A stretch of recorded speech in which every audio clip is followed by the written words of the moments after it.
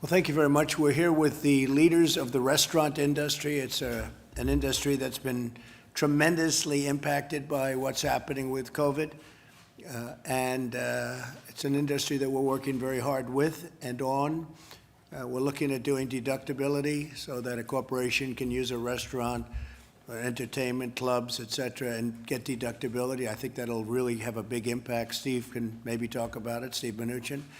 But I'd like to have some of these leaders talk about, real quickly, about their company and the industry and any ideas they have. And I think we can do it in front of the media for a little while, and then we can answer a couple of questions, and we're going to get back to business. Okay? Please.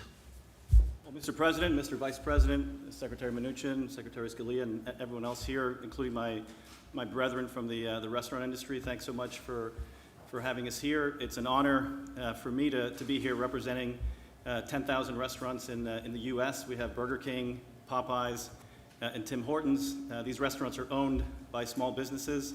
We have franchisees from coast to coast that work day in, day out. We have team members that are in the restaurants day in and day out. We've been in the restaurants working as an essential service since the beginning of the crisis in March.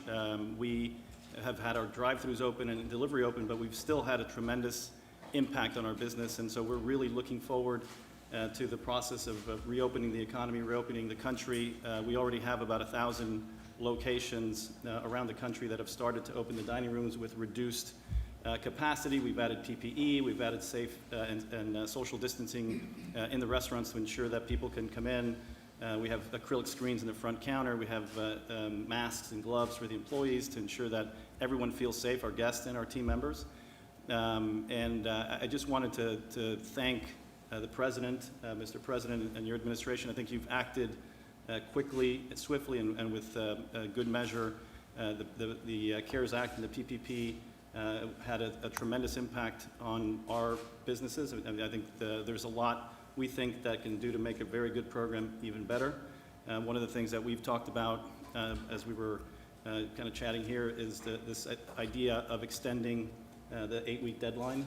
We think that 8-week deadline, when it was implemented, was probably 8 weeks probably seemed like an eternity, but today we're in the 10th week of the pandemic, and I think it's going to take some time for our restaurants and our owners to get back to the capacity levels and the traffic levels that we were seeing pre-COVID. And so a little more time, we think probably taking it to 24 weeks would be appropriate to allow for restaurant owners that are participating in the program to be able to manage through and rehire the employees, which is what the purpose of PPP was intended for. There was two other things that I think are important for us. One is we think business liability protection for small businesses is important. We're going to see potentially with the reopening of the economy, with the reopening of small restaurants, we're going to see frivolous, I think, and unfounded lawsuits against restaurant owners, against small businesses that are trying to do the right thing, trying to survive and trying to keep their businesses going. So we firmly believe that protection from these types of frivolous lawsuits would be helpful.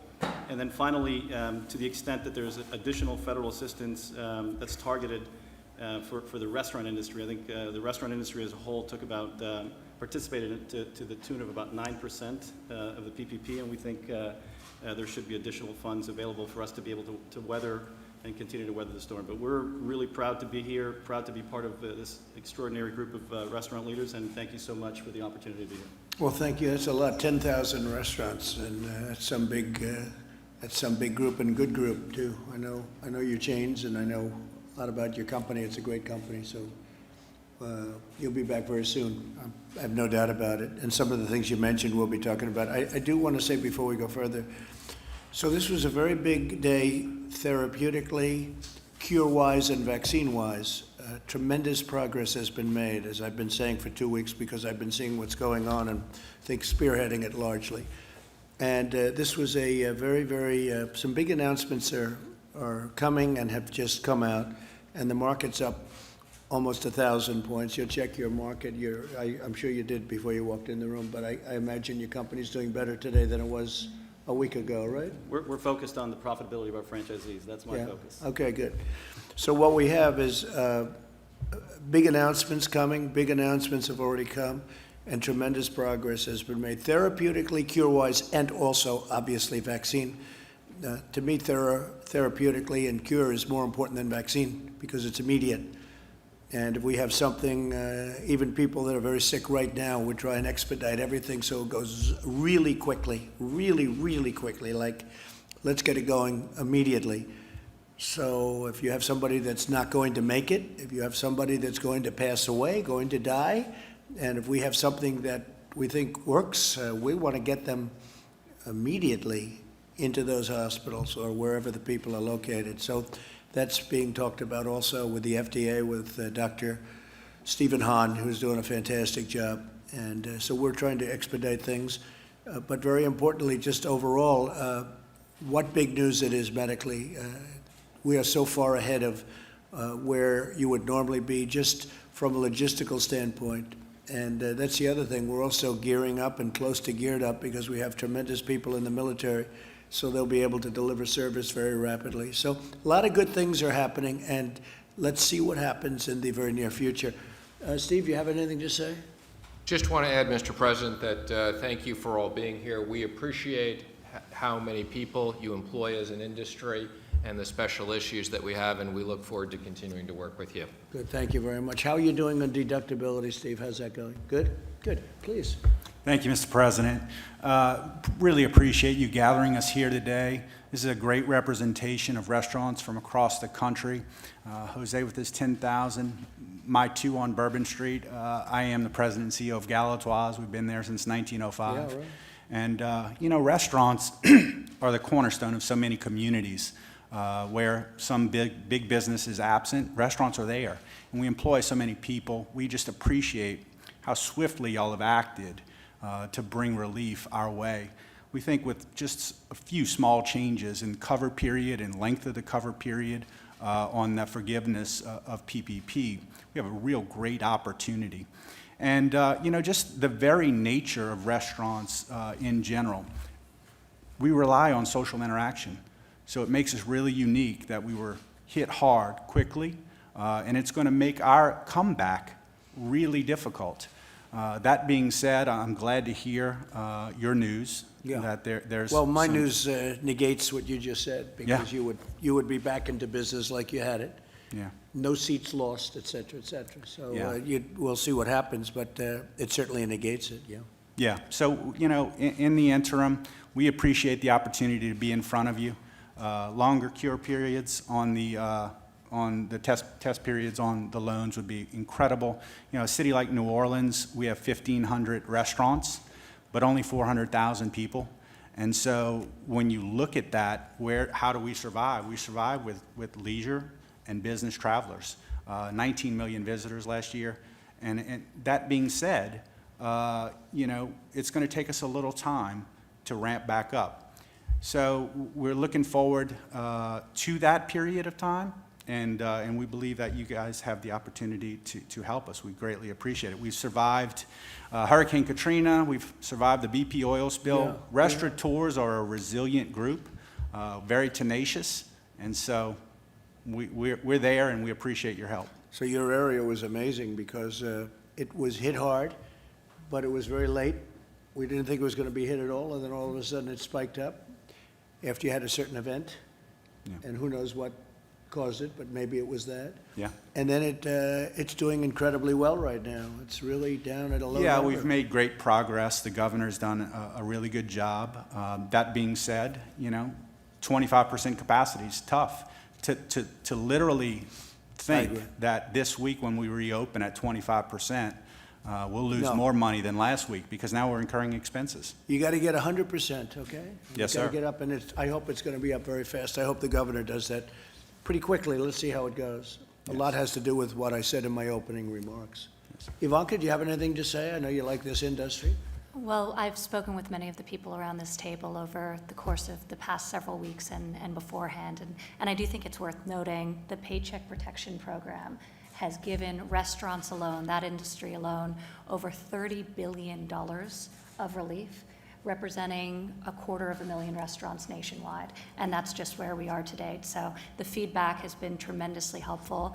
The Secretary's made some changes in the guidance and to, of course, informing new policy as we come out of this. But we really appreciate your being here, and we thank you for the feedback. Thank you, honey. Hi, Mr. President, Mr. Vice President, Secretary, all of you, thank you for having us. My name is Will Guidera of 11 Madison Park in New York City, but I'm also a founding member of the Independent Restaurant Coalition. We started just 7 weeks ago, and we're here because we got together to represent the 500,000 independent restaurants across America.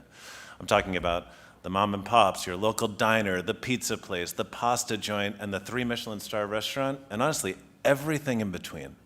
The things that represent the cultural fabric of our cities and of our towns, and the things that I believe, as a country, we need to fight to keep.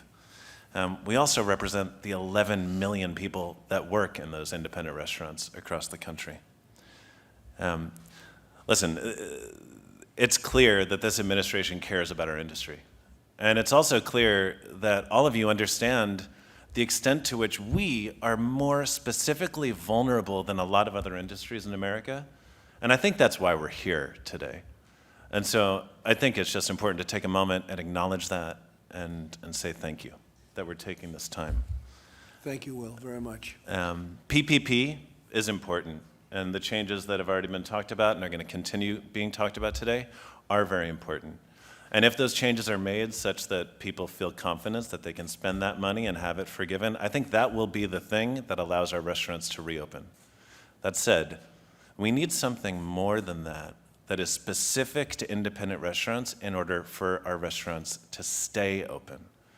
Everyone here knows that last month alone, I think in the first half of April, more than 1 out of 4 people that applied for unemployment were restaurant workers. 1 out of 4. It's just insane. And so we've put forward a plan to members of Congress and to this administration that we put forward because it'll put all of those people that are currently unemployed back to work, such that by the 3rd quarter of this year, we're going to be looking at unemployment reports that are astonishingly good, not to mention the supply chain that we represent. If restaurants go down, the commercial real estate industry, the farming industry. And so our plan helps bring unemployment back to where it needs to be, and it supports a lot of our other industries that rely on independent restaurants for their survival. And so we appreciate being here. We'd love the opportunity to talk more about this. I know that in times like this, a lot of people have their hands out. I don't take that lightly. I do believe that independent restaurants are more vulnerable than most, and a really important part of this nation, and I don't want to lose them. And so we appreciate your consideration and your support. Okay, thank you very much, Will. Appreciate it. Larry, please. 48 states are opening. That's a big plus. And the vaccination research news was great today, so we see it in the stock market. I want to thank everybody for being here. We are working hard. Steve mentioned the tax deductions for restaurants. We're also working very hard on the COVID-19 liability restrictions. That's going to be a key part of our next package. And I just want to say, I guess I'm usually the optimist, but we're in a terrible pandemic contraction here in the 2nd quarter. We know that. And there's a lot of hardship and a lot of heartbreak. But there's also a few glimmers of hope, of recovery, because I know you, sir, believe in the second half recovery, and I do too, and I think with the right policies we can have a booming next year. But the signs are housing demand looks better, gasoline demand looks better, the Apple Mobility Index looks better. That's, people dialing up to see where to get from A to B. New York State's Empire State, the manufacturing index was up enormously. I don't know where that came from, but it was. Unemployment claims each week look terrible, but they're a lot less terrible, from 7 million to 3 million. So there are some glimmers of hope. Kevin has some data on better credit card numbers. So it's a tough haul, but I think things are starting to turn. That's my take. Wish everybody luck. I think so, Larry. Maybe much more than people understand, and you're starting to see that. going to come back strong. Please. Mr. President, Mr. Vice President, Secretary Scalia, Secretary, I want to thank you for having us here today. I have restaurants across the United States. We average 27 employees per restaurant. These are the small businesses across in each of these communities that those 27 people have families, have mortgages, have rents, have car payments to make every day. And being able to stay open and work with the governors and get the PPP money and to be able to give people reassurances that tomorrow is going to be better than it was today and to give them that hope has been really important for us, our business, and those families. And I want to thank you for your leadership and your team's leadership in doing so.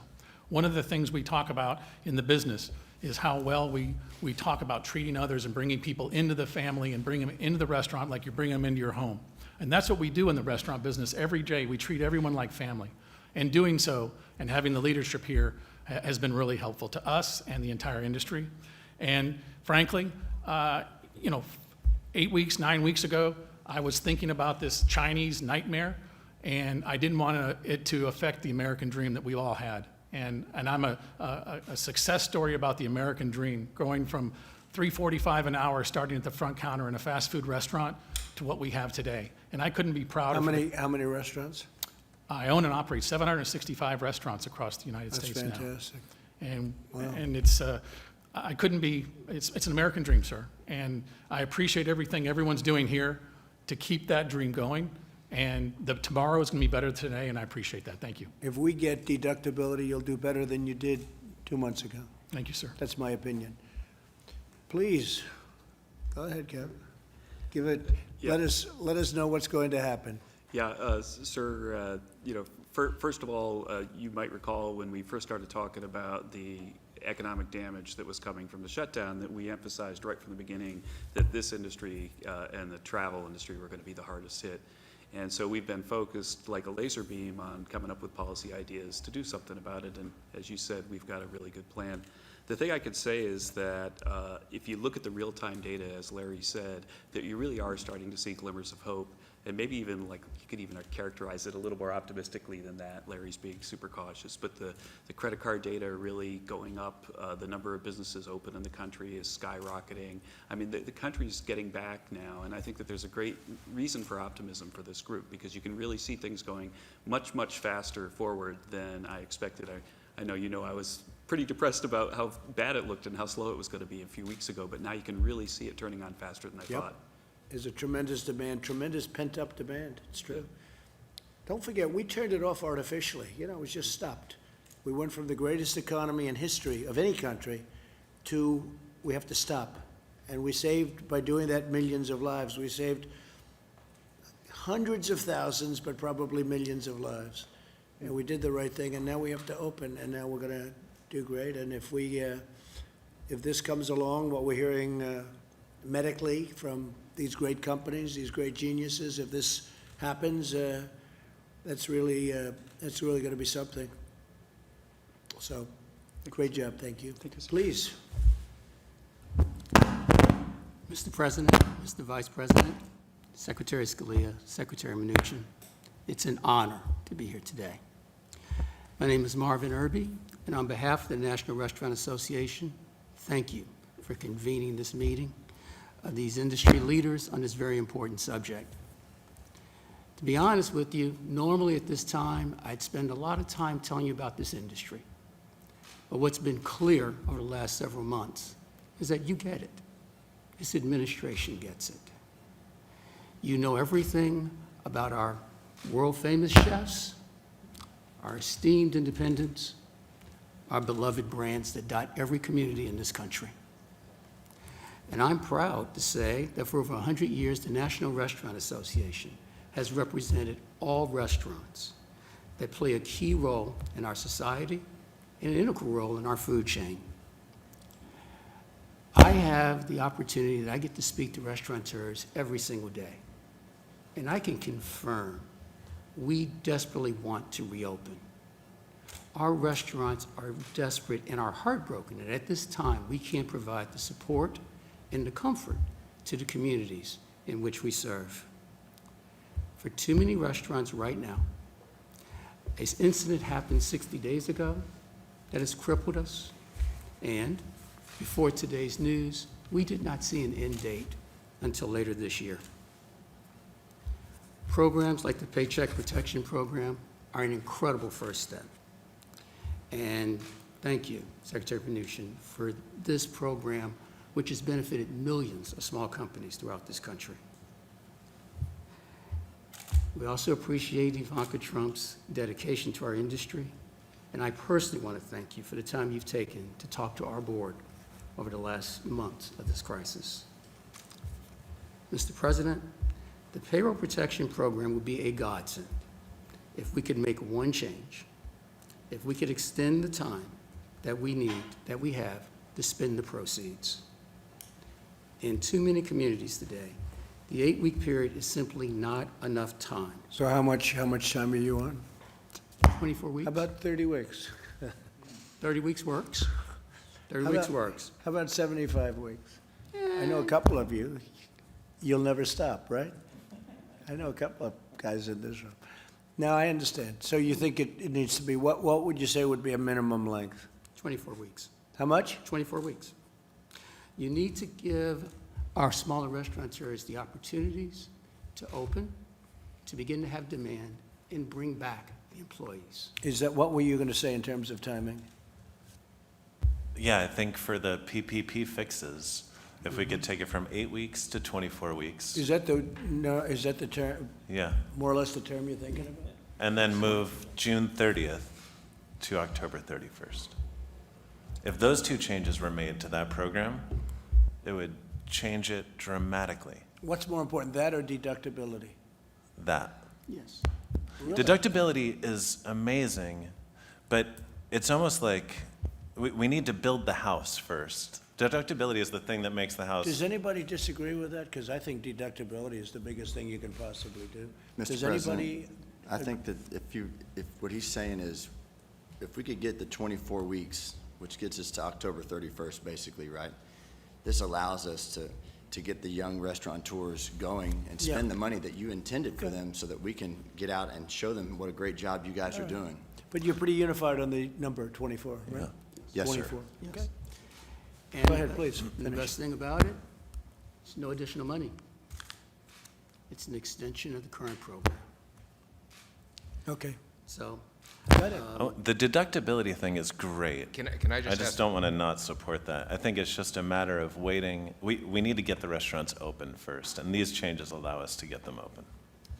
I just wanted to clarify, because you said it's no additional money. Are you saying just the time period goes, it's 8 weeks going to 24? You still have 8 weeks of money, or you want 24 weeks of money? oh no, we want 24 weeks in order to spend. To spend the 8 weeks? Correct. Got it. Thank you for the clarification. We believe that if we elongate Is that that test- correct? Does everybody agree with that? Yes, sir. If we can elongate the test period, it gives us more staying power, and we can spend that money and really get where we need to be. Good. So, And what about the payroll tax, by the way? How do you feel about that? Is that a big deal? Yes, sir. That would be an extraordinarily big deal. huge. And how does that compare with what we're talking about with the time period? Payroll tax? I would say deductibility, payroll tax deductions, all those things are spectacular, and we need them, and they would be greatly beneficial. But- We're viewing the PPP fix as what we need to So the get out of PPP the was rut. really a big deal. Yes, sir. So we hit it right. When we did it, we hit it right. Okay, thank you very much. Thank you. Such a big deal. Am I doing wrong? It was such a big deal, sir, that we haven't laid off a single person, and there's 20,000 people that are paying their taxes, they're paying their bills, and they're doing all that every day. And without that, I don't think we would have been able to do that, sir. That's how big a deal it is. Great.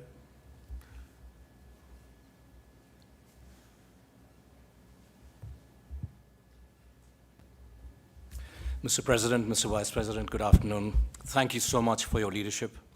Ladies and gentlemen, it's an honor to be here, and I deeply appreciate the opportunity. My name is Nirain. I represent Panera Bread. Panera has 2,500 cafes, revenues of about $6 billion, and we employ 140,000 people. The pandemic impacted us very deeply, as it did everybody else. We lost close to 50% of our revenue in the first week. Since then, it is slowly coming back, but we still have a long way to go. Now, the So health crisis. You got down by 50% or Yeah. more than that? 50 to 60% was the revenue decline. That's not bad.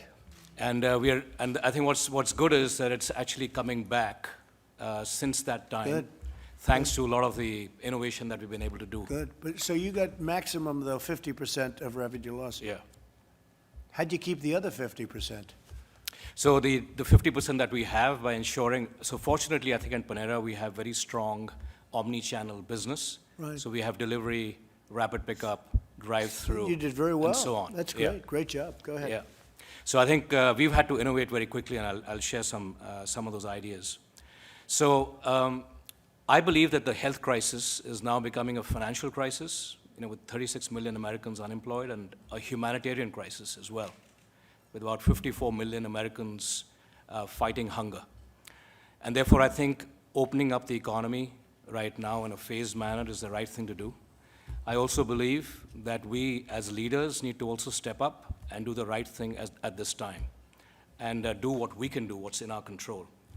And I'll share some ideas and thoughts in terms of what Panera has been doing, largely with the intent to innovate and do that with compassion and heart. So for our furloughed employees, we have free family meals every week for them, emergency relief funds, and also we've made arrangements with peer companies that are actually hiring at this time, like CVS, Walmart, to hire our furloughed employees temporarily and then return them back. For customers, we've innovated very quickly. We've launched the curbside pickup service with geofencing and also free Wi-Fi outside the cafes, because life is moving to outside the cafes. And also doing a lot for our communities, especially those impacted most by the pandemic.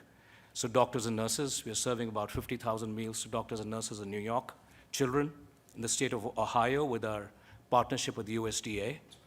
And also, we've launched a program called Together Without Hunger with Feeding America, and have pledged to serve 500,000 meals to children and families through Feeding America. Great.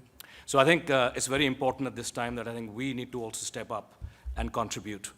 We were able to keep 85% of our cafes open. We were determined to keep them open so that we could keep our associates employed at that time, and therefore now we're beginning to open up the dining areas in phases, following all the guidelines, but also have stringent protocols that we've put in place, like plexiglass barriers, wellness stations for temperature checks, social distancing norms, etc. Will you be keeping any of that? I mean, there are some innovations that have been made. Some people say maybe we'll keep it. Would you be keeping any of that or not really? Yes, I think there's going to be a shift in how the consumers are going to interact with brands, and I think it is time for us to innovate. So another example is... Would you ever keep the plexiglass barriers? So I think we'll keep the plexiglass barriers. I mean, on a permanent basis, I'm talking about. I think at least over the next 6 to 9 months. Right, but could you see that being permanent? Because hopefully you're not going to have it that long, by the way, 9 months. But would you see a thing like that? You'd have to build a nicer version of it, as opposed to quickly throwing it up. But would you see something like that being permanent, possibly? I think hopefully if the virus is under control and we've gotten to the other side of it, I think then we can get back to life as we once knew. You'd rather not have it? We'd rather move back to life as we once knew it, right? Rather not have I it. agree. Yeah. I Yeah. agree. Exactly. Okay. And another, I think, interesting innovation is that recognizing that there's so much high friction with high-demand grocery items where you can't get them home delivered, we launched a new line of business called Panera Grocery in 10 days, and we're delivering, bakery items, fresh produce, dairy to customers in less than an hour on the same day. So I think the good thing is it's forced us to really innovate and be very responsive. Good. I think the restaurant industry is deeply, deeply appreciative of all the support and the efforts that you and the administration have made. I think the CARES Act has been hugely welcomed. I would like to, in particular, thank you for the PPP program, because it's made a huge difference to our franchise partners and our associates. I think with a few of the amendments that we talked about, I'd fully agree with the 8 weeks to 24 weeks. I think that is badly needed. I think that will be hugely welcomed. Steve, does that make sense from our standpoint? What do you think? We're working on a technical fix that we do have bipartisan support for to extend it. I'm not sure it's that long, but I've spoken to the SBA committee, and there is bipartisan support, so we're working on that. And I think we talked about the limited liability. I think that's also a very important aspect. And thirdly, The Democrats don't want to give you the liability provision. They just don't want to have that. And Yeah. it's crazy that they don't, but the Democrats do not want to give that to people, and that's not a good thing. and I think the third But we'll thing is, get I it think anyway. Go ahead. our employees are, I think if we can eliminate the friction in the furloughed employees being able to access their unemployment benefits, that'll also be fantastic. And that, the problem there is the states have old equipment in many cases, and they're unable to get the money. You know, we gave the money out immediately, but the states are unable, some states are unable to give it out. They have 40-year-old equipment, Yeah. and some states are unable to get their act together. But we gave that out long ago, as you probably know. Yeah. Okay, I appreciate it. Thank you very much. Thank you very much. Brooke, would you like to say a few words? Mr. President, thank you. Just a few words. I am so grateful for all of you being here today. I am struck by the stories of true American dreams. I mean, starting at $3.45 an hour, and then ultimately owning so many restaurants and hundreds of thousands, but I'm also hundreds of thousands of employees. But I'm also struck by this president and vice president's commitment to our most vulnerable populations and their American dream, working in all of your restaurants. This president is the jobs president. I think that none of us, other than maybe my boss, realized the economy that we would achieve in just 3 short years, where there were more people, more jobs available than people to fill them. And what I am so encouraged by is the resoluteness and the conviction of this president, this vice president, but truly the American entrepreneurs that are sitting around the table today and working alongside all of you as we bring this country back to even greater heights than we ever knew possible. The transition to greatness is really what America and the American dream is all about. So thank you all for being here. Know that we are here to help you always, and we are here to make sure that what this president led on and has achieved will be once again very, very soon. So thank you, Mr. President. Thank you very much, Brooke. Great job. Thank you, Mr. President, Mr. Vice President, and Secretaries for having me here today. My name's Tim Love. I'm a chef and owner of a few restaurants in Texas and Tennessee. I also am the chef of 4 major music festivals and food festivals around the country. So I've been greatly affected by, obviously, what's happened here, along with everybody else in this room. But what I wanted to speak to you about today is that to touch on the PPP and to kind of clarify what we were saying is the 24 weeks is only set up because certain restaurants aren't able to open now. In Texas, we were able to open on May 1st, and I quickly activated the PPP and tried to get all my employees back. I've hired 80% of my workforce. I started with 490 employees. We've got about 400 employees already back. And I will say it's encouraging to see people come out. They're excited. They want to be out. What would have happened if you didn't have PPP? Well, if I didn't Would have you have people, survived it? Would you have gotten by? I probably would have gotten by, but this allows us to do it the way that we feel like it should be, to take care of the employees first. We want to take care of our employees and make sure they're safe. Same activation we're having when opening the restaurants. We want to open the restaurants safely, make sure our employees are safe first, so our guests can be safe. I'd ask from the administration to put out that confidence, to get the American people understanding that it is great to go out and that our economy is going to be great again, because we know where it was before it started. We know how to get there, clearly. So now, just with a couple of adjustments to things that are already written, to the Secretary's point, we're not asking for more money. We're just asking the opportunity to spend it the way that you want us to spend it, the way it was intended, to take care of our employees when we're able to open up. That's it. That should be easy, Steve, honestly. Yes, sir, Mr. President. I think you can take care of that Yeah, for we're sure. working on it, Mr. That should President. be easy. Yeah. Okay. And so That's like one of the easiest requests I've ever heard, Larry. That's right. But that leads me to my next request. The 75-25, the way that it's spent, I know is tough, but I'm speaking for my friends who are in New York, not necessarily for myself, even in Texas, where the rents are higher, and they need the ability to spend the money on rent if necessary, so long as they're hiring their employees back. So while the number one thing is to get the workforce back, reduce unemployment, get people back to work, which is what I'm doing at 25%. Believe me, I'm not going and building new houses on my 25% of occupancy. But what I am doing is putting the great American people back to work that I love, and the way we get the economy going is getting the workers back to work so they're able to spend money and earn money, so therefore we can keep the economy moving.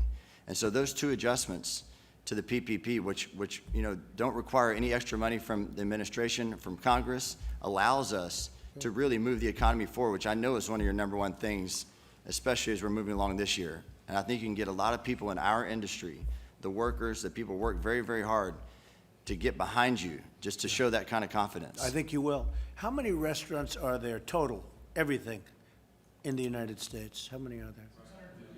Yeah. How much? 650,000 restaurants. Who would think that's 11% of the overall? 650,000 restaurants. Who would ever think that's possible even, right? That's good. And it's been a great business over the years, and it'll be And better there'll than be ever. 650,000 again, so long as you That's keep doing what you're fantastic. doing. though. Yes, Yeah, sir. no, well, I think deductibility gets that. Actually, I think I would agree with you'll that. go up very substantially. They got rid of a lot of restaurants when they ended that. People don't realize it. Then you get used to it. You had fewer restaurants. They rented to other things. Now I don't know what they're going to rent to. And to your frankly. point about that, sir, the deductibility, which you can easily identify with, and it does spread wealth amongst the restaurants, most definitely. We're talking just about an immediate concern with the PPP to get people moving Yeah. forward so that we I- can get I this agree. deductibility going. No, I agree. We'll look at that very strongly. Yes, sir, thank you. Okay. Hello, Mr. President, and it sees how important it is to all of y'all, this subject, because I haven't seen this much firepower from all of y'all except at a state dinner or a Christmas party. So I appreciate, Mr. President, that all of you guys are here because I know you're really trying to get something done. I own a company, Landry's, which is in 40 states and is all full-service restaurants. So I average like 150 employees per restaurant. And it's everything from Del Frisco's to Mastro's to Martin's, the Palm, but then it's on the other side, the Bubba Gump's, the Rainforest, and they're all company-owned. It's been devastating, and it's funny you brought up about China. I should have realized it was going to be a bad year for China when my general manager tweeted out, freedom for Hong Kong. So that started my And you year kept with it China. quiet, right? You And kept that right. quiet. So I'm still trying to work that out. And here comes something else. He owns the Houston Rockets, in case you don't know. And he's and by the way, he's a great guy, great family, great everything. And, yeah, he did cause you a little ruckus. Whatever happened to him, by the way? Is he still working for you? Yes, he is. He must be pretty good. Yes, because it's just, it's a trick question, but he is. But Mr. President, everybody's talking about the PPP, and when your team designed the PPP and said, let's bring it through the SBA, I think it was an unbelievable idea, and you did exactly what you needed to do. But I'm one of those people when it started being pitted against, because I'm a sole proprietor, but I do $4 billion in revenue, and I would have been that billionaire that took the money from the little business. So I was not able to take the PPP money, and I caught so much criticism because I was the first person who did lay off 40,000 employees, because the world doesn't understand that when you shut everything down from your casinos, which you and I did a few deals together, from the Rainforest to the Trump Marina, your tail of your payroll was $150 million the next 2 weeks. And we all pay yesterday's bills with today's income. And I wanted to put 40,000 people back to work May the 1st, but couldn't take the criticism, and even from the administration there was some, that bigger companies shouldn't be taking this money. But I don't have the ability to put those 40,000 people back to work. So I just wish that don't add any money, but just divide it up and So you're saying that because your restaurants aren't split up among thousands of people that own restaurants, and you have it yourself in the company? Yeah, that it would have been one person taking this money, So but your team specifically wrote the bill for any restaurant under 500. This was for the restaurant business, which has only gotten 9% of the money. But if you would just split it up, and I'm not saying add any more money, but add a category for the the larger private restaurateur that could go out and take this money and put it in a different bucket so it wouldn't be me taking this money away from the little beauty So salon. what happened to you then, Tillman? So where are you on that whole thing? How did you do with the Well, PPP?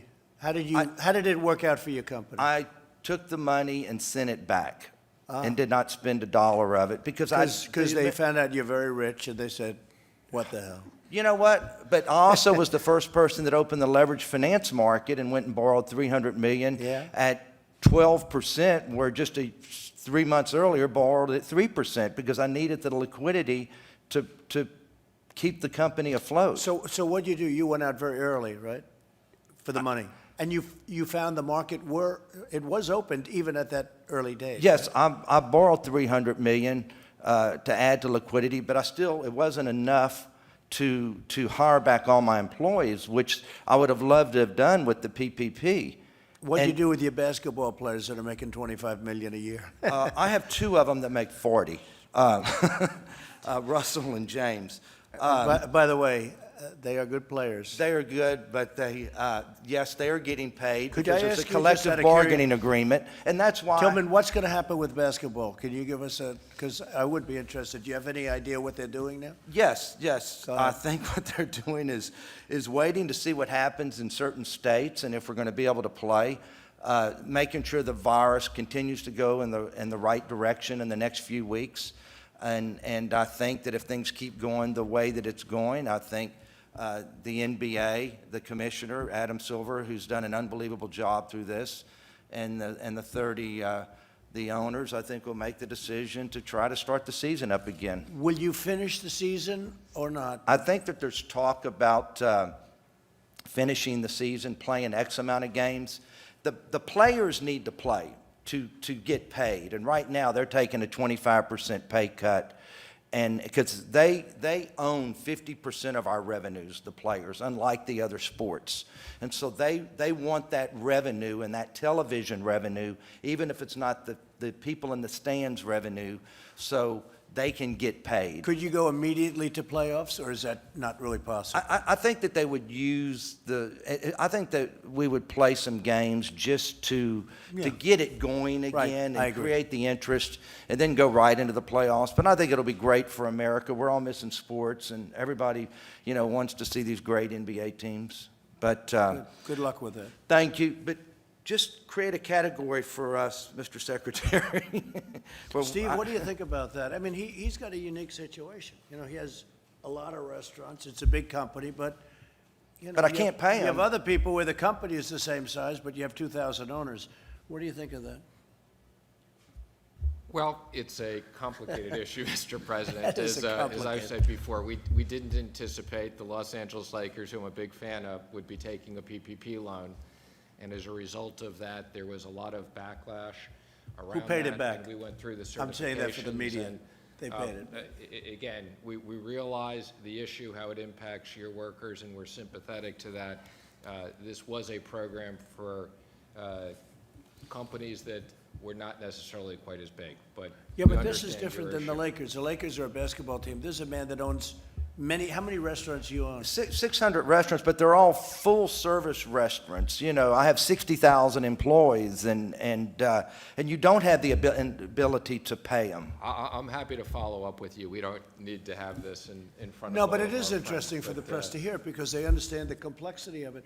So if he had 600 owners and he franchised them out or something, but he had 600 owners, they qualify. If he has, if he owns it, it's a different situation, but I can understand what he's saying. So let's take a look at it. And then just one more thing, if we could just do something with lease terminations, because I'm the largest operator in New York for full-service restaurants, and the $1 million leases, let them protect their rights, the landlords. What's your largest restaurant? What is it, New York? Del Frisco's, Mastro's, Martin's, the Strip House, the Bill's Burger and Rockefeller Center, Right. Dos Caminos, Yeah. on and on. So, but if we could Good just. job you've done. I mean, you got hit by the plague, right? But outside of that, you've done a hell of a job. Just trying to keep up It with just brought you back to earth a little bit. We were definitely brought back to earth. You really have. You've done a fantastic job. Hey, you're a friend of mine for a long time, and Thank you, and sir. I have to say, you paid me rent for a long time, right? Absolutely. For rainforest. Never and missed some a other payment. things. And you were never late. Now you're a tough great, landlord. A great gentleman, really a great gentleman. Steve, it's an interesting case. Okay, do the best you can. Good luck with the basketball. Thank you, sir. You have a hell of a team. And thank thank you. all of you. Say hello to those two great players, all of your players. But man, they can play, huh? They can play. So you say they make 40 a year. Russell and James both make $40 million a year, and they were still getting paid. So a lot of my employees really wanted that PPP money. You want them to play this year. Yes, sir. How many more years do you have together, right? So I you have want, both of them for 3 more years. you want them to play this year because magic them- can happen, right? Absolutely, a little Okay. magic, and Good all luck. of a sudden you get a big ring. Good luck. Thanks, Tillman. Thank you, sir. Jared? I just want to thank everyone for being here. It's been incredible to watch all the innovations that you've been doing in your business models to give more confidence to the public, to get open. The president identified this very early as a critical industry for us to focus on for a few reasons. One is you're a major employer. There's a lot of people who are hurting right now because the restaurant industry is closed, but also you're a gem of America. People love getting entertainment and enjoyment from the great work that you do. So this has never really been an issue before because the restaurant business has never been closed before for a period of time. So this is truly a unique historical situation that's occurred, and we're all in this together to try to figure out the best way back. But the quicker that we can help you figure out how to get demand up, the quicker you can hire back employees, and we can get Americans back to enjoying all of your fine establishments. So thank you for all you're doing, and thank you, Mr. President, for your leadership. So Tillman, he took a ventilator job where the country basically had no ventilators, essentially, and built an incredible empire for building ventilators in a period of very short time. And now we're supplying ventilators all over the world. It's an amazing thing. We got no credit from the fake news media, but what are you going to do? Can't win them all. And now the testing today on the Washington Post, they actually had a headline that the testing is there, but the people aren't there. We have so much testing. I'm sure the person that drew that headline in the Washington Post will be fired today sometime. In the state of Texas, I know for 6 weeks, any employee of mine could go to numerous places and get tested and not even stand in line. So when I watch and see everything that people cannot get tested in America, and I don't know about all the other states, but I do have employees that have been tested in other states. I just follow it closer. There has not been an issue of people getting tested. And, they sort of knew it. But And we were even tested here this see, morning. I think you should be entitled to it now, Steve, definitely. But, And Mr. yeah, no, we've done, really, it's been an amazing. 100%. It's been an amazing job. Been an amazing job. We made a lot of governors look good. Yeah. And Mr. President, I will say yesterday you had your number one day in America, 422,000 tests performed, and you're about 11.5 million tests performed now in the U.S. thanks to your leadership. Numbers that would have been unthinkable, I think you could say that, right? Yes. Numbers that would have been, John, those are numbers that could have been talked about, nobody would have believed it. So anyway, so please. Mr. President, like yourself, I'm a New Yorker and a career changer. I was a former bond trader at Goldman Sachs, and now I own restaurants in Brooklyn, most notably Lilia and Missy in Williamsburg. Good. We help make every day a good day. Along with Thomas and Will, we're founding members of the Independent Restaurant Coalition, and we're grateful to have a seat at this table for the first time. The impact catalyzed by this pandemic is enormous. The prolonged economic shutdown created challenges for our industry that has to be met with policy to inject liquidity, investment, consumption, and hiring. The immediate and coordinated response by your administration to support out-of-work employees was inspiring, and it should make us all proud to be Americans. The intention of PPP to support small businesses and restaurants was pragmatic and encouraging. We have all agreed that it wasn't perfect, but we're working on it to fix it so that it could help us. But we need those fixes now. Like me, I have it, and I can't use it.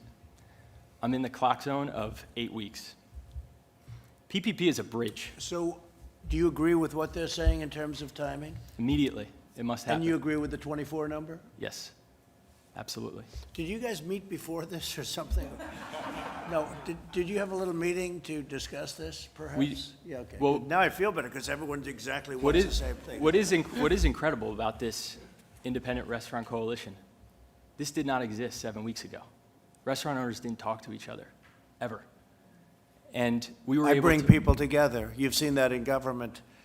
I bring the Democrats together with the Republicans, right? And it's been a beautiful thing. I'm only kidding. We've been Go able ahead. to talk, we've been able to be creative and figure out ways to bring this That's industry great. back. I think it's great. You got together, and a lot of good suggestions have been made, and it's been made uniformly, so we really know your opinion as opposed to having all different ideas. That's correct. That's really great. So Helps. PPP is a bridge. It will help restaurants reopen our doors. It'll help restaurants reemploy 11 million workers that are currently not working. In an effort to keep those doors open and to keep our people employed, we've proposed a stabilization plan, and we look forward to discussing more in the future with you. Okay. Thank you very much. Thank you, great. How'd you go from Goldman Sachs to the restaurant business? How did that happen? David Solomon didn't think I was very good at bond trading. Oh, I'll bet you were. I'll bet you were very good. Are you glad you made that move? I am. It's changed my life for the better on See, every it's just, facet. you love the restaurant business, right? I love it. I have friends that are in the restaurant, they love the restaurant. There's no business they want to go into. We view you like as the one of restaurant. us. Yeah, well, it's true. We do. Yeah, no, it's great. I know your business very well. People, unlike, well, you know, there are other businesses, but just about as much as any business, they love being in the restaurant business. So that's great. It's good to get out of the. So you made a good move. Oh, yes. Did It's you good- make a good move financially? I did. Very, very well. It worked out fine, too. Our restaurants are more profitable than the hedge fund that I worked at for 7 years. Wow, that's fantastic. Yes. All right, now we don't have to give them anything. But I want to go back to that because I want to reopen as soon as possible. Yeah, no, I agree with that. Thank you. Okay, great, good. Good job, too. I know the one restaurant, I know it's great. Thank you very much. Gene, this is a man of great genes. His name is Gene, and his father was a terrific gentleman. You know that, right? Great talent. Go ahead, please. And a great mother, too, right? Maybe your mother's even better. There are few industries where the workers have been hit as hard as in this particular industry, as Will was touching on. We announced 20.5 million payroll job losses, basically from the middle of March to the middle of April, and 5.5 million of those, more than a quarter, were in restaurants. Mr. President, you saw this coming. You acted with really extraordinary speed, and I think, as was said, generosity, among other things, in the unemployment benefit that was provided in the CARES Act. We at the Labor Department have been working extremely hard with the states to enable them to make that payment. As you touched on, they've had some problems because of their computer systems, which are old. Secretary Mnuchin and I cautioned the Congress that there would be problems, but we will continue to work with them to get those payments out. But even as we do that, we know that we're pivoting. We're opening. We're reopening across the country. There are glimmers and more than that as we begin that reopening, and so we will be focusing too on helping workers transition from unemployment back onto the job. And you hear a lot of numbers. A number that really sticks with me is a couple different surveys have shown, federal surveys have shown that 90% of workers who are unemployed right now have said it's temporary. And I want to make that right. I want to make that true. That's why, Mr. President, you want to safely but promptly reopen. And so we'll continue to work with. That's a very important number. 90%. If you go into a real big recession and you don't have a number like that, that's a tremendous number. That's really a great, it's a testament. Because again, it was artificially turned on and off, but now it's off and we're going to turn it back on. It's been turned on as of, I don't know, it almost feels like today is the first day. I think last week didn't feel the same. Now it feels good. People are starting to go out, they're opening, they get it. We understand the disease much better than we did when it first came in. Nobody understood it. Nobody's ever seen it before. And it feels much different. I mean, today's almost like the first day. But the expression that we like to use, right? Transition to greatness. We're going to be back. And what you said is a very important thing. People expect to go back. And by moving quickly but safely, we get them there. And I had discussions with several of you about safety. We're very focused on that at the Labor Department, giving workers, and I know you're focused too, on giving customers the confidence as they return. And we'll continue to work with CDC and others to help on that front too. And Gene, you have to help the truckers also. We've been talking about the truckers, Mr. President. I can give you a report. Because they've been out there, and I'll tell you, they work hard, and they have brokers that take a lot of their business away. They don't work so hard. They sit in an office someplace. It's not good. So I'd like to help the truckers. Yeah, Elaine and I have been talking about All right? Good, please. Mr. President, Secretary Mnuchin, Vice President Pence, Secretary Scalia, thank you for having us here today. Of course, I'll echo what everybody else has said, how proud we are to be sitting here at the White House in your home, to be able to share some of our struggles and hopes and aspirations. The restaurant profession is a profession that's always dynamic, and you've seen that around this table with some of the things that my colleagues are doing, but we're also very united. As you've seen, and you just responded to the 24 weeks. Did we have a meeting before? Certainly we had a meeting before. Did we talk about it? Certainly we talked about it. Because we want to be unified in our approach. Whether you have 650 restaurants, 2 restaurants, 6 restaurants, 1,000 restaurants, it doesn't really matter. We all are nurturers at heart, and we want our restaurants to reopen so that they can nurture our guests, our communities, and finally our country. There's something to be said for going last, because I just want to agree with everything that everybody else has said around this table. So I won't repeat it and bore us with more of the same. But I will tell you a story, a personal story, 2 personal stories, if I may. One about the PPP, and thank you very much, because it's been a lifesaver in many ways for me. I have restaurants, of course, where I have not been able to use the PPP yet. But I also have... Why is that? Because we can't open yet. And there's no point in me hiring back my staff. Where is that? Where? California, New York, Las Vegas, and South Florida. I mean, I hear they're going to keep Los Angeles closed till the end of August. Is that a fact? That's a good question. I'm in Napa Valley, but I'm not really sure about Los Angeles. I'm sorry. Yeah. Yeah. That's the mayor wants to do that. Yeah. That's a death wish. Yeah. Because, you know, there's death on both sides. You know that. Mm-hmm. There's death on both sides, not just a one-way street. And we solved a big problem, but you have to understand the other side of it, too. And they don't understand the other side of it. Yeah. Okay, please. On the other hand, our consumer product good division, where we have 4 different businesses, has been thriving.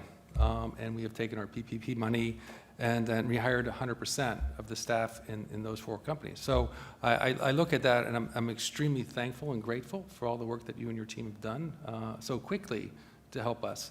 On our restaurant side, I echo what everybody else has said. It's a little more complicated. I also want to thank you for voicing your support of BIG, which is our business interruption group, which I started with a couple other chefs, and has grown quite large. And we've started to make some inroads with the insurance companies, certainly with some of the congressmen and some of the senators. So we continue to work on that for all businesses, not just for restaurant businesses. Finally, I want to talk about a small farm in Orwell, Vermont. A small farmer named Diane St. Clair, who is by herself with her husband. And this is about the supply chain and how important restaurants are in so many different aspects. But we reduce it down to individuals that we know, that we love, that depend on us as restaurateurs and as chefs. It's a woman who has 8 cows, who gets up every morning 7 days a week to milk her cows, let them out to pasture, begin to make her butter, bring her cows back at 4 or 5 o'clock, milk them again, and put them to bed every day.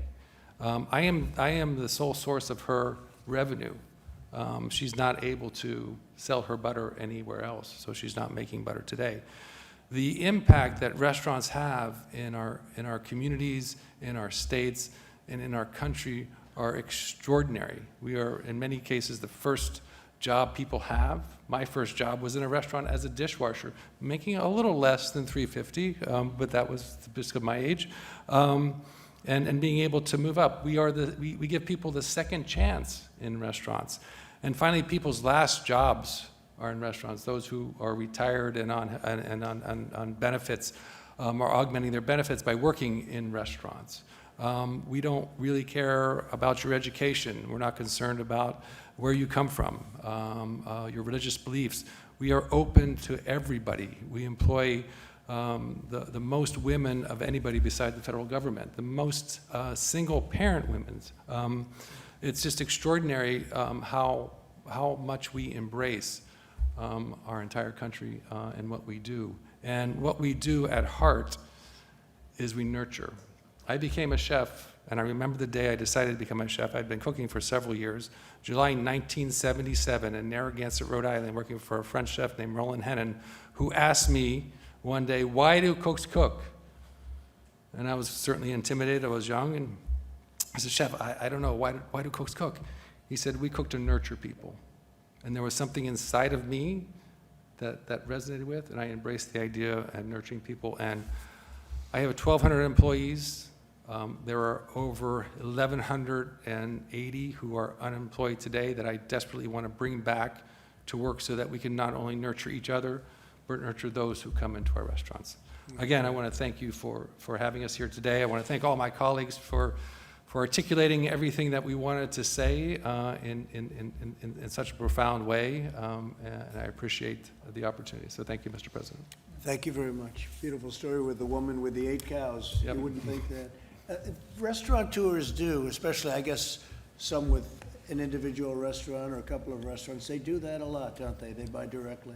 They do. Yeah, we support so many small farms around the country. I started an initiative called Big Hearts and Small Farms with 5 other chefs, just so that we can offer people an opportunity to buy some of the food from some of these small farms around the country. Tillman doesn't do that. I don't think you do that with your 8 cows, right? He doesn't do it. It's a little different, but Nah, it it's a goes great- from the it's a very great small to story. the very big, and that's what restaurants are all about, and I'm proud to be part of this community. What's the difference in butter? Tell me, the difference in butter between what she sells you and what you would normally be able to buy, out of curiosity. I don't want to, It is extraordinary because it is truly a seasonal product. So the butter changes flavor and color depending on the season. So in the in the spring, when they're eating green, when they're grazing on grass, green Really? grass, the butter is That's a beautiful fantastic. orange hue. And of course, in the summertime, it turns lighter because they're eating hay. So, and the Mike flavors just said there's no taste. comparison, he knows. It's just, yeah. There's a tremendous difference in the No butter kidding, from. sir, it's good. Oh, And, yeah, and you it's extraordinary. probably pay less too, right? Well, I don't know how much I pay. It's not about how I mean, much I no, pay, but it's we- about supporting her and what she's trying to do. Right, but would you pay less, generally speaking, when you do those things you do directly with the farm? You know, when we deal directly with the farmers, I never talk about price. It's always about quality, because Yeah. we're about quality good. and building relationships with people. I've been buying Diane's butter for over 20 years. No kidding. She did tell me one time, I'll tell you a little story again if I can, that she had to raise the price of her butter. And I said, "Diane, I really don't know how much your butter costs, but I appreciate you telling me this." And she said, "But I also want to tell you why." And I said, "Okay, tell me why, Diane." She said, "My son was accepted at NYU, and I need to pay for his tuition." This is what happens when a guest goes into a restaurant and spends $1. You're supporting all of these people. You're supporting this young man who's going to get a degree from NYU. Should I negotiate with her on price? Yeah. No. I think it's great. Thank you very much. Beautiful. Thank you. Okay, Mike. Well, I think the media wants us to go quickly. I Yeah, look at John, I'll he's over be, here. I'll go Oh, very quick. He wants to hit us with a question so bad. Well, thank you, Mr. President, and I have had the great privilege of sitting in this room alongside the President on many occasions over the last 3.5 years. I don't know that I've ever been more inspired by the optimism, the resilience, the love of what you do, and the people that you employ and the people that you serve than I've been today. So thank you all for sharing your stories. The President has brought together here our top economic team, the Secretary of the Treasury, the Secretary of the Labor, all the people that have been involved in standing up the whole of government response. But from the standpoint of the White House Coronavirus Task Force, let me just say thank you. This industry, 650,000 restaurants strong, had to make very, very hard choices. I want to assure you, you said, Sean, that you all consider the President to be one of you. And I can tell you, my friend considers himself to be one of you, and he always will. But he understood when we asked the American people, and we asked businesses like the thousands represented here, to shut down, to go to drive-through services, to find ways to innovate to meet your customers. We knew the sacrifices that were involved in that.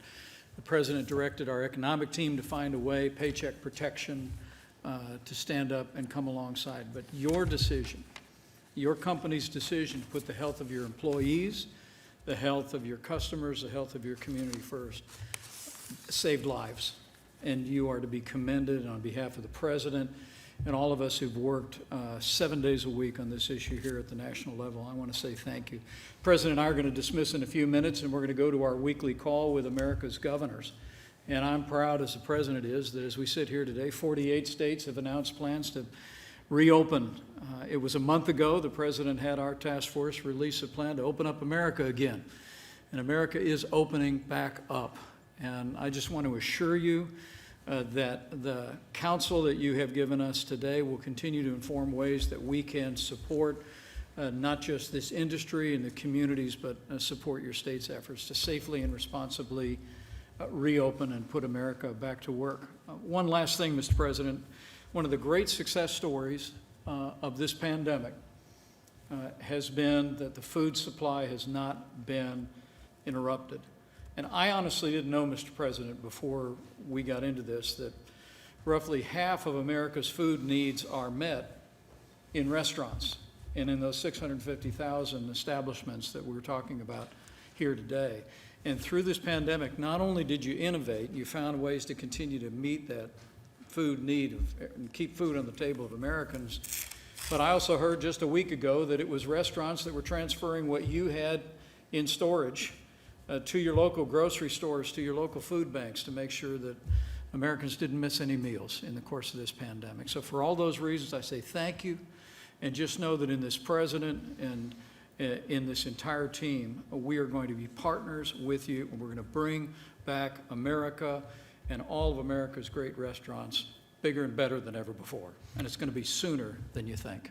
Mike, what are the 2 states that did not open? 48 states have released plans. There's 2 that are, we expect them to be releasing plans very soon. Who are they? I'll get that to you before we talk to the governors. Is Connecticut? Can't do anything.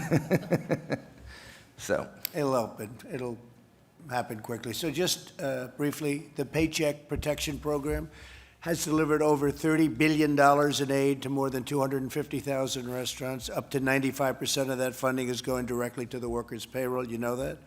On Friday, the SBA published the loan forgiveness application, which ensures that all businesses, including restaurants, will not be penalized as long as they make good faith efforts to rehire all of their employees. You know that? I signed a bill providing federally funded pay to sick people that are sick, and for family leave. So you have for sick and family leave, and that's a very important bill. So you have federally funded paid sick and family leave. And I think some of you are taking advantage of that. Businesses can defer paying income taxes until July 15th.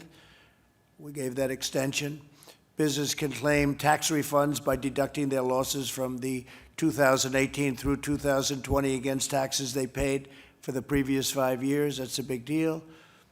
And then, as you know, we're going to Congress, and this is more pertinent to what we're talking, because you knew all of what I just said. You've been living through it. Restore the restaurant deduction to help jobless restaurant workers. So if a company pays or somebody pays, they get a deduction. That's going to create a tremendous amount of business. I think you're going to have to open a lot of additional restaurants in this country. I think it's, frankly, more important than even the other things we're talking about. I guess short-term, what you're talking about is more important, but long-term, the deduction would be phenomenal. Create an Explore America. That's Explore, right? Explore America tax credit that Americans can use for domestic travel, including visits to restaurants. That's a big deal. Grant restaurants more flexibility under the PPP. That's what we're talking about, right? And protect workers and businesses alike with curbs on frivolous litigation. A thing I know something about. There's a lot of frivolous litigation. So we don't want somebody going and sitting in your restaurant, Tillman, and then suing you for $10 million because something happened. And they'll do it anyway. No matter what we give you, they're going to do it anyway. You know that. So I thank you all for being here. We'll take a couple of questions, John. And if you have any questions for these great restaurateurs, please ask. Oh, well, Mr. President, first a question for you. Attorney General Barr says he is unlikely to have any criminal investigation of either Barack Obama or Joe Biden. You've been talking about what you call the greatest political crime in American history. What do you think of Mr. Barr's decision here? Well, I think if it was me, they would do it. I think for them, maybe they're not going to. I don't know. I'm surprised because Obama knew everything that was happening. I don't think Obama knows where he is in a lot of ways. I saw his statements the other day, and I think that, frankly, they weren't very good. That's President Obama. As far as Biden's concerned, I can't tell you. Only he knows what he knows. I don't think he knows too much. But I think Obama and Biden knew about it. They were participants, but so I'm a little surprised by that statement. I don't think he said it quite the way you said it. I think he said, as of this moment, I guess. But if it was me, I guarantee they'd be going after me. In his case, they're not. So I think it's just a continuation of a double standard. I'm surprised by it. But that's where it is. And I don't know what he said about the others. You have to understand, I was coming into this room as that statement was being made. So I don't know exactly. He said, we cannot allow this process, the legal process, to be hijacked by efforts to drum up criminal investigations of either candidate. He seemed to be suggesting that... Well, I think you'd have to ask him what that means, because I'm in no position to tell you that. I've stayed away from it. I'm relying on the Attorney General to do the job.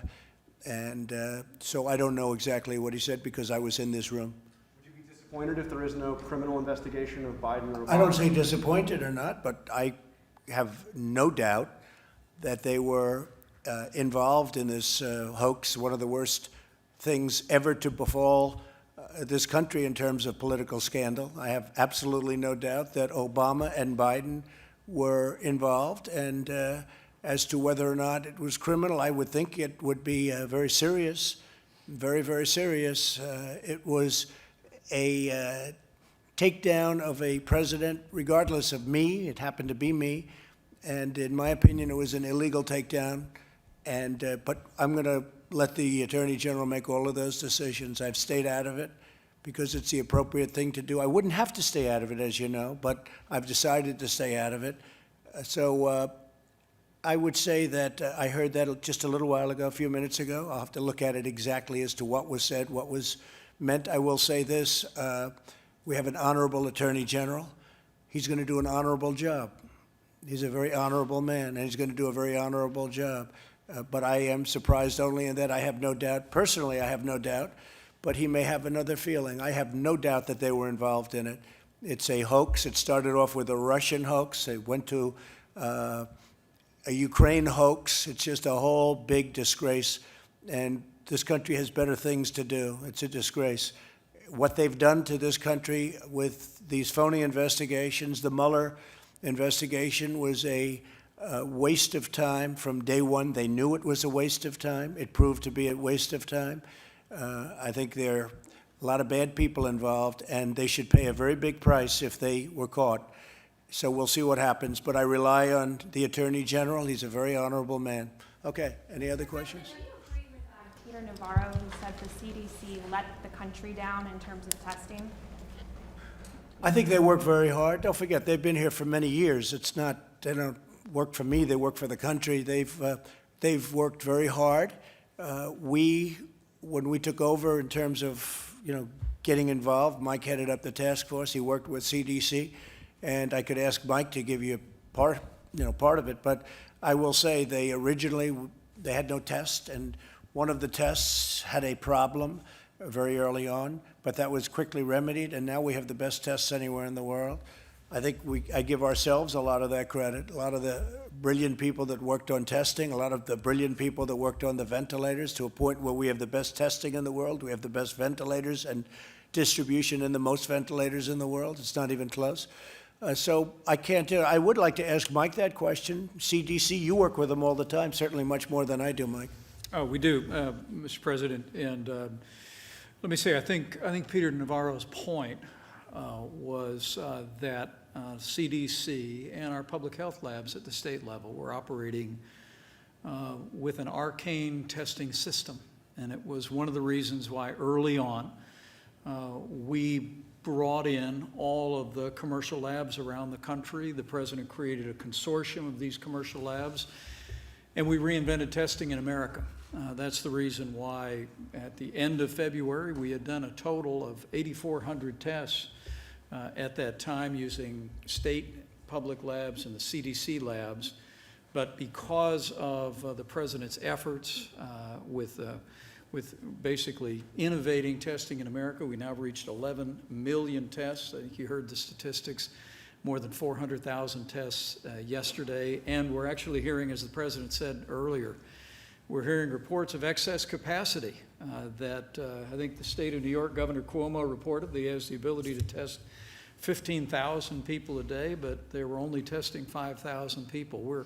We've heard the same reports from Florida and other states around the country. But again, it's all a testament to the fact that President Trump essentially brought in the power of the private marketplace, private laboratories, reinvented testing in America, and that's how we've been able to be at a place where, as we talk about opening up America, every state in America today has the testing capacity and the supplies to be able to move into phase one reopening. And we're going to continue to make that a reality. We've made a lot of governors look very good, that I can tell you. I'm reading some of the reviews on some of the governors, and they're getting these reviews. Well, we were able to get them ventilators that they didn't have. We were able to get them testing that they still wouldn't have. We were able to get them a lot of things that they didn't have, including helping them fill up their stockpiles, which really they should have had done. They weren't supposed to be using us for that. But we've made a lot of governors look very good, and that's frankly good because it's good for our country.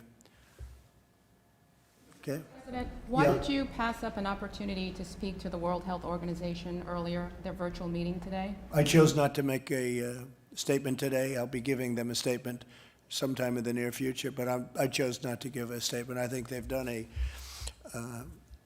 very sad job in the last period of time. And again, the United States pays them $450 million a year. China pays them $38 million a year. And they're a puppet of China. They're China-centric, to put it nicer, but they're a puppet of China. And I think they've done even when I did the ban, Mike remembers this very well. When I did the ban, they thought it was inappropriate to do. I did a ban very early. If I didn't do that ban, you would have lost hundreds of thousands of more people in this country. It was a very important ban. People don't like talking about the ban. But it was very important. I was the only one that wanted to do it. And we did it, and we saved thousands of lives, hundreds of thousands of lives probably. And Dr. Fauci said that, and other people said that. Deborah said that, you know that.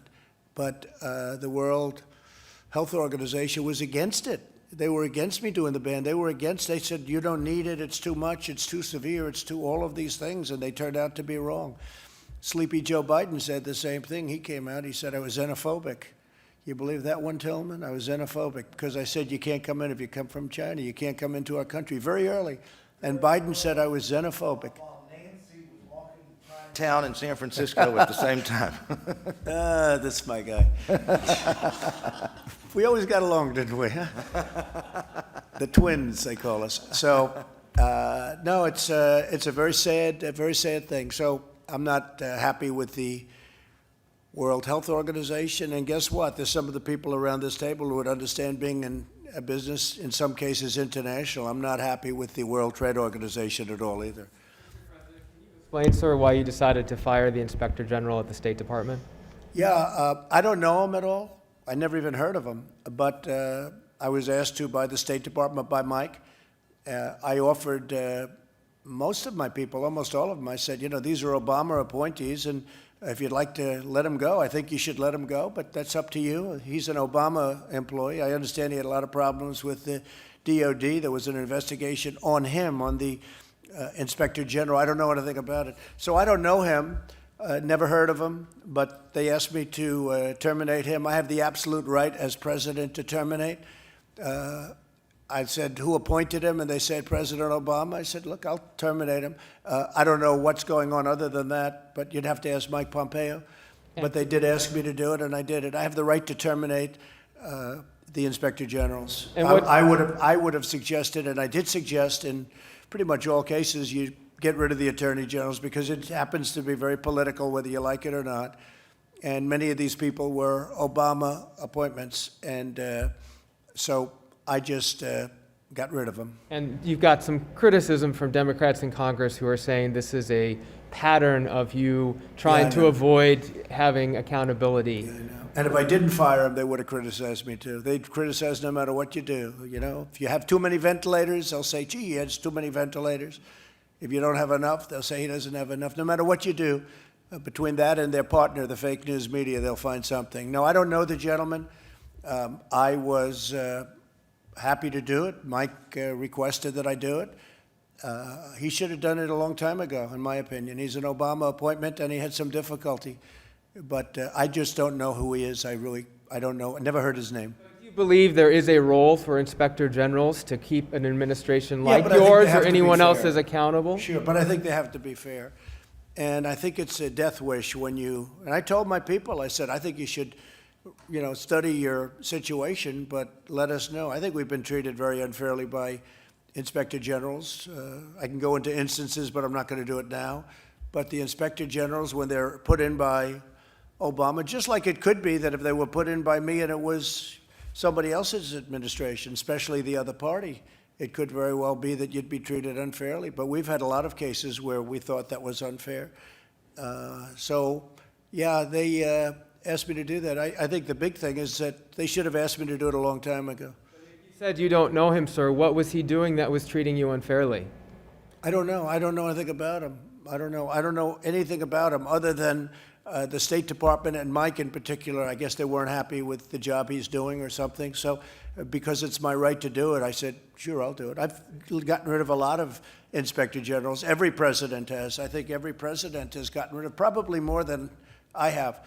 A lot of our people kept the Obama inspector general, and I think generally speaking that's not a good thing to do, but they've kept him.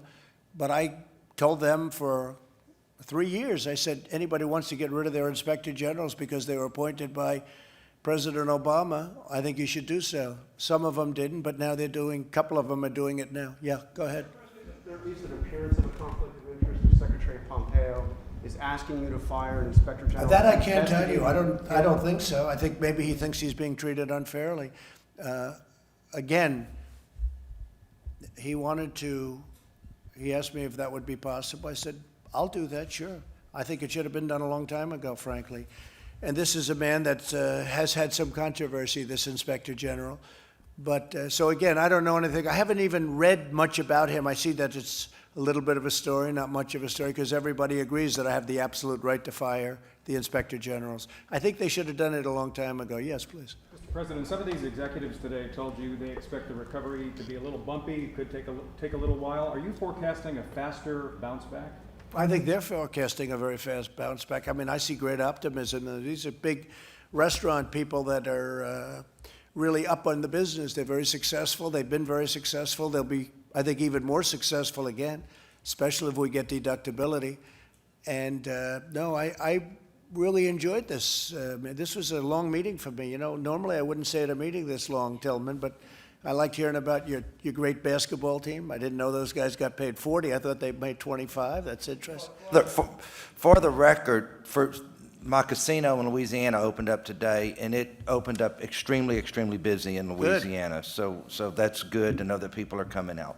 So that's great. What you do works. I've watched you for a long time, and what you do works. We're very proud of you. I appreciate it. Great job. Sir, you sounded genuinely surprised about this PPP extension proposal. Why was I surprised? You mean that they'd ask for it? Why would I be surprised? You sounded surprised that They want it. Of course they're they going to ask for preferred it. that over the... Surprised that's all they asked for, actually. I know too many of these people. I'm surprised that's all they asked for. No, I think what they're asking for is very reasonable, Steve. I mean, we're going to have to go and get it approved. And again, we've saved and we'll continue to save the restaurant business, and ultimately we'll be paid back many, many times because they pay a lot of taxes. And they create tremendous numbers of jobs. Think of that, 650,000 restaurants. Who would think that's even possible? You made a final decision to fully defund our contribution to the WHO going forward? Well, I have a concept because we paid $450,000, and somebody came out because we had different ideas, One was that, I could ask these brilliant people. So we help fund the World Health Organization.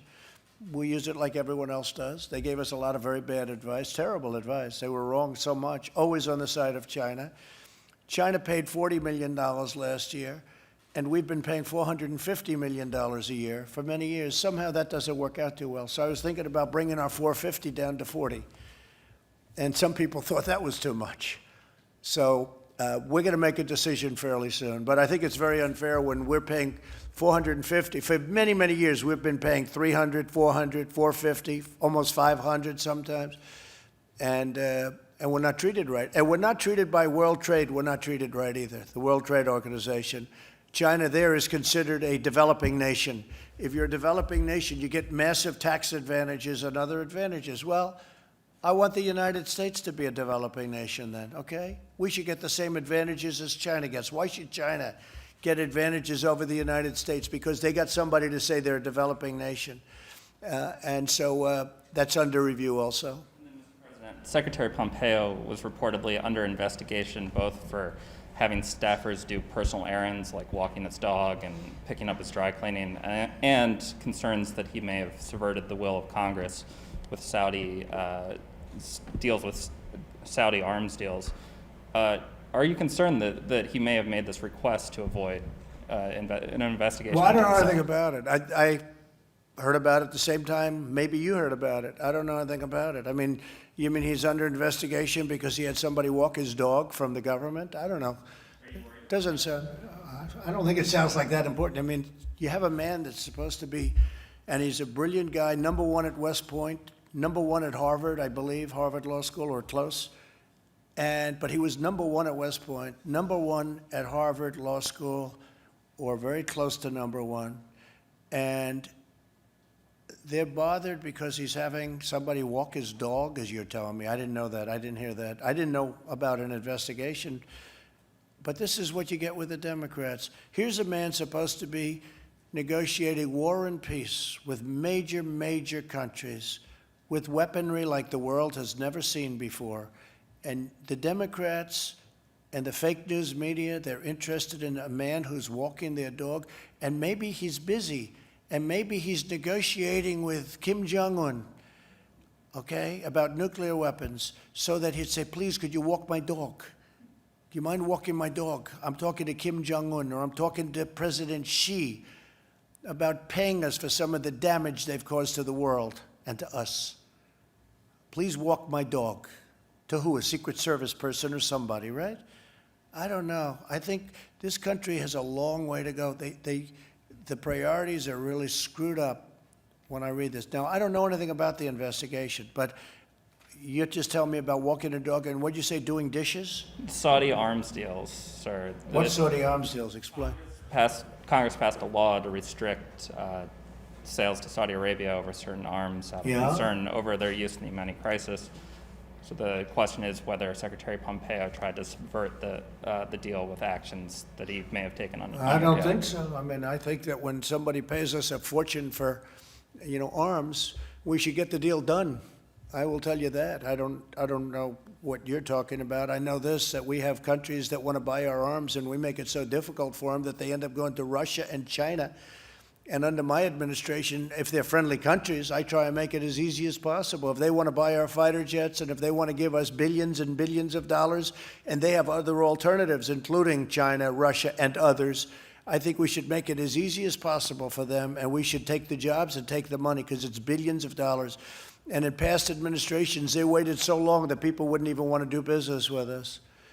And one of the things that we've done, and we make the greatest equipment in the world by far, and especially now under this administration, because we've upped the scale a lot, as you know, and we've bought a lot. We've totally rearmed our military, $1.5 trillion. But if somebody wants to give us billions of dollars to buy an airplane, or a number of airplanes and missiles and all of the other things that we make better than anybody in the world, we should take the money and we should make the deals fast. I would certainly say that.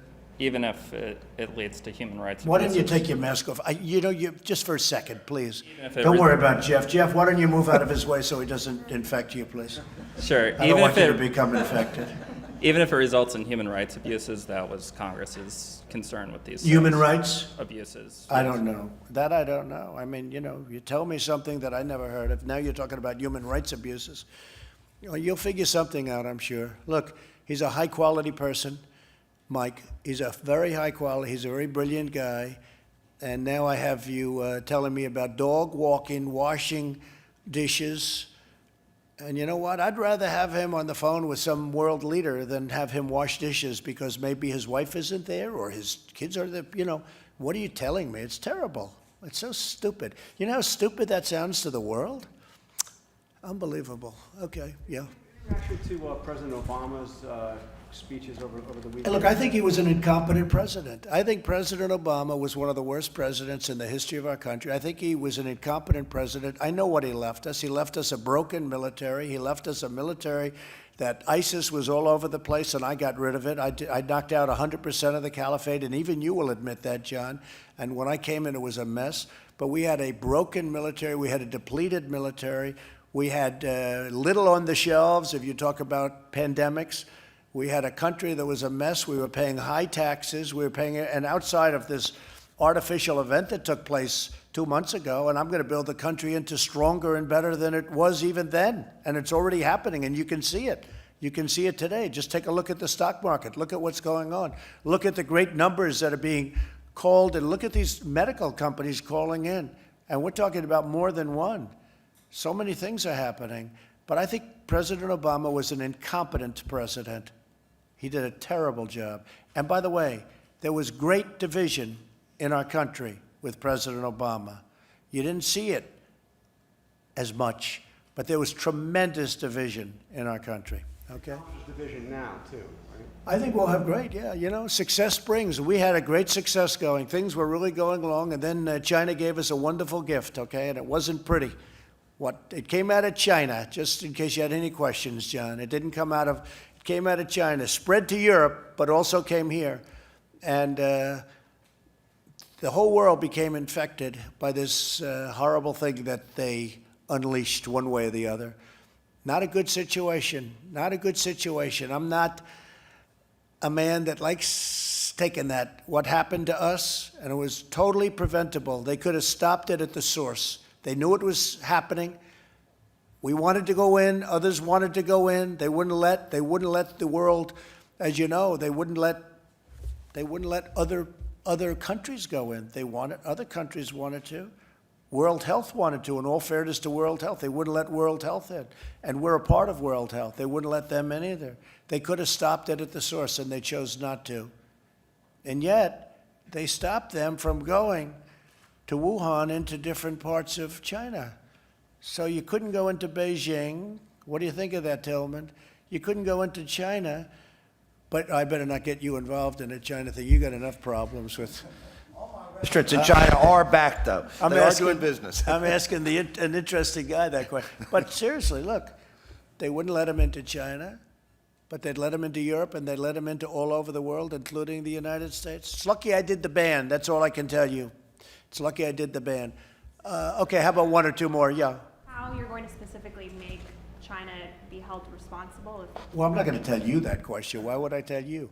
Go ahead. Will they be held responsible? Will you take steps to hold China should be held responsible for what they've done. They have hurt the world very, very badly. They've hurt themselves also, but they've hurt the world very, very badly. Yeah, they should be held responsible.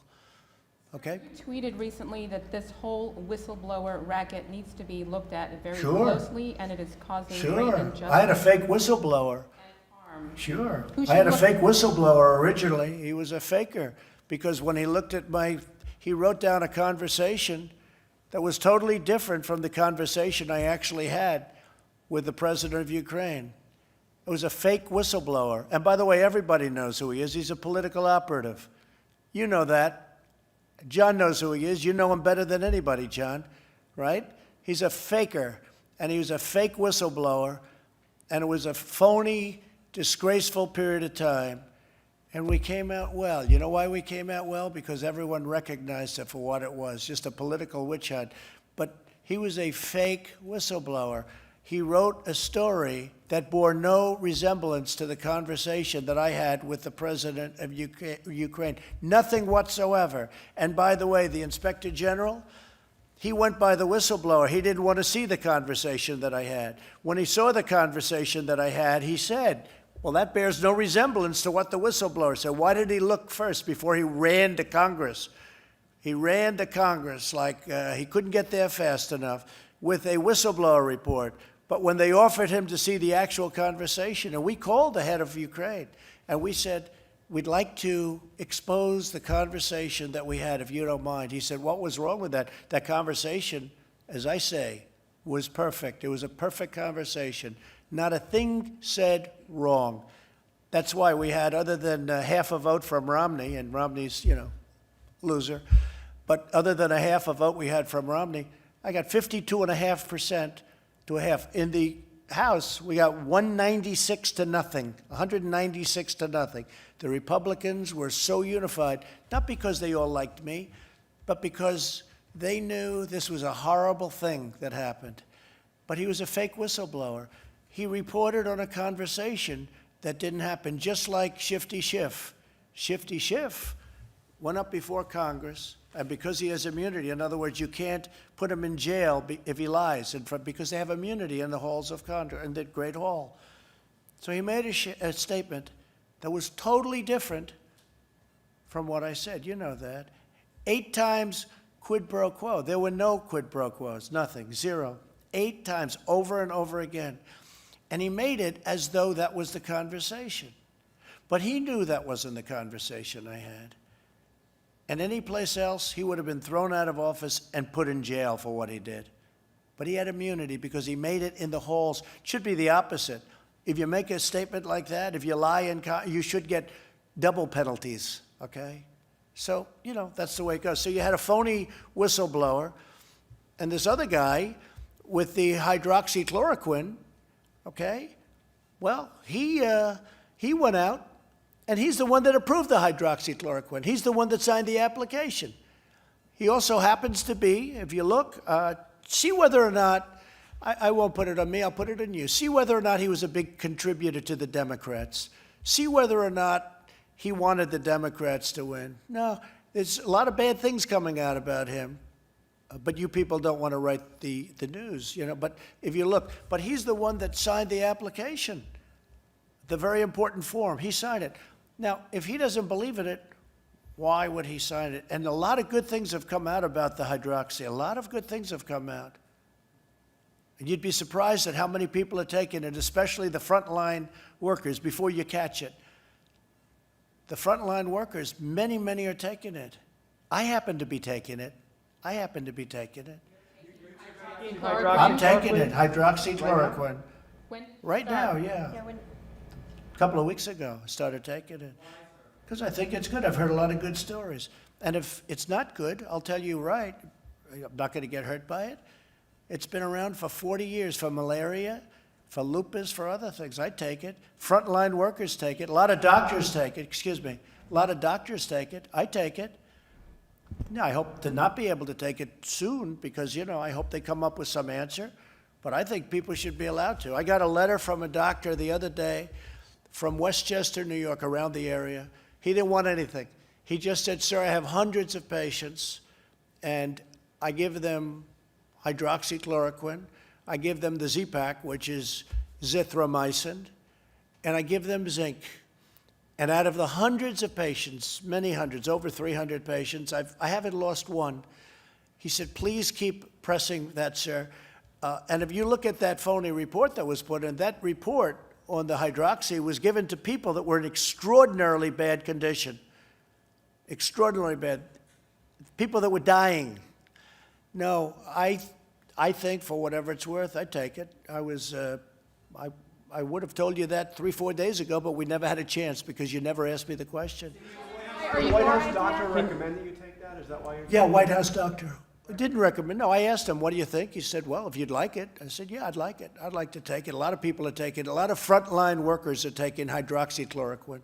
A lot of I don't take it because, hey, people said, oh, maybe he owns the company. No, I don't own the company. You know what? I want the people of this nation to feel good. I don't want them being sick. And there's a very good chance that this has an impact, especially early on. But you look at frontline workers, you look at doctors and nurses, a lot of them are taking it as a preventative. And they're taking, totally unrelated, but they take the Z-Pak or the zithromycin for possible infection. Now, I haven't taken that other than an original dose because all you need, you don't have to take it simultaneously. But the zinc you do take. So I'm taking the two, the zinc and the hydroxy. And all I can tell you is, so far, I seem to be okay. Can you explain, sir, though, why you started taking it? Have you been Yeah, exposed? because, no, not at all. I just said that I've had so many letters from people, like the one I told you about. I got it last week. I'll give you, would you like a copy of it? I'd love to give you. If you ask Molly, she'll give you a copy of it. But this is a doctor. He doesn't want anything. I don't know him, never heard of him. But he treats people that we're talking about. And he said out of hundreds of people that he's treated, he hasn't lost one. And he just wanted me to know about it. That's all. He wasn't saying, gee, could I have dinner with you, Mr. President? I'd like to come to the White House. But I've received many such letters. I've received a lot of positive letters. And it seems to have an impact. And maybe it does, maybe it doesn't. But if it doesn't, you're not going to get sick or die. This is a pill that's been used for a long time, for 30, 40 years on the malaria and on lupus too, and even on arthritis, I guess, from what I understand. So it's been heavily tested in terms of, I was just waiting to see your eyes light up when I said this, but, when I announced this. But yeah, I've taken it for about a week and a half now, and I'm still here. I'm still here. Can you explain, sir, though, what is the evidence that it has a preventative effect? Here we go. You ready?